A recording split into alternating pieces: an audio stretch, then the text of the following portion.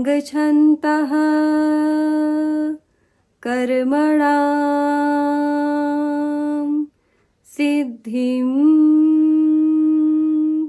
यजन्त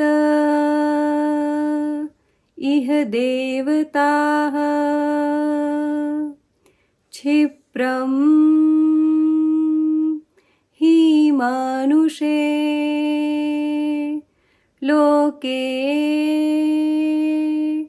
सिद्धिर्भवति कर्मजा।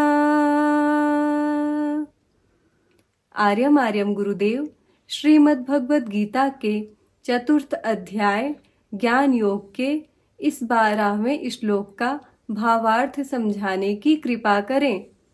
कहते हैं जो मनुष्य लोक है, ये जो कर्म लोक है, ये जो जहाँ कलयुग में मनुष्य निवास करते हैं, मनुष्य जहाँ रहते हैं, वहाँ कामों की सिद्धि यानी कि किसी फल की प्राप्ति की इच्छा अगर कोई मनुष्य रखता है, किसी भी तरह की कामना को अपने मन में समझौता है और उस कामना की पूर्ति की इच्छा रखता है, वो किसी भी तरह की कामना की सर्वश्रेष्ठ आयामों में पूर्ति ही सिद्धि कहलाती है।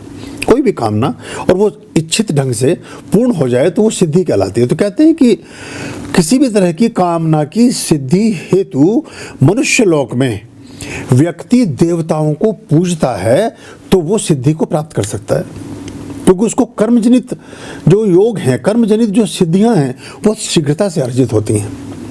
कलयुग में एक विशेष रूप से मनुष्य लोक में एक ही विशेष वरदान है मनुष्य को कि यदि वो कर्म करता है, यदि वो किसी भी तरह के जो देखिए अब ये श्लोक उस बात की पुष्टि कर रहा है, व्याख्या हम इसकी अब कर रहे हैं इतने समय बाद, लेकिन ये बहुत सारे लाइव में बहुत सारे अंकों में हम कितने समय से कहते आ रहे हैं। अब भगवान श्री के वचन ने इस बात पर और मोहर लगा दी है जो मैं बोलता हूँ आपसे कि आपके कर्म करने से, आपकी विशिष्ट पूजा प्रार्थनाओं को करने से, आपके निहित पुष्पार्चनों को करने से, आपके बहुत सारे यज्ञ अग्निहोत्रम, ये सब करने से ही देवता प्रसन्न होंगे और आप अपने कामनाओं की सिद्धि कर पाएंगे। जो बाकी और फालतू की चीज़ें हैं वो कहीं काम नहीं आती। और ये भी कहा गया है कि ना सिर्फ आप प्राप्त करेंगे, शीघ्रता से प्राप्त करेंगे। सिद्धिर्भवति कर्मजा क्षिप्रम ही मानुषे लोके सिद्धिर्भवति कर्मजा। कर्म से ही सिद्धि की प्राप्ति होगी मनुष्यों को।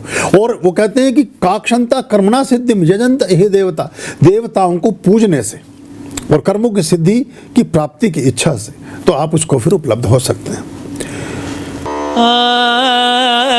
आर्याम अभयाम भज रे चित संततम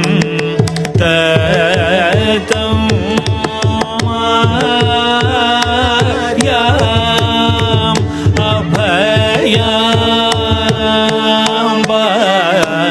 भज रे।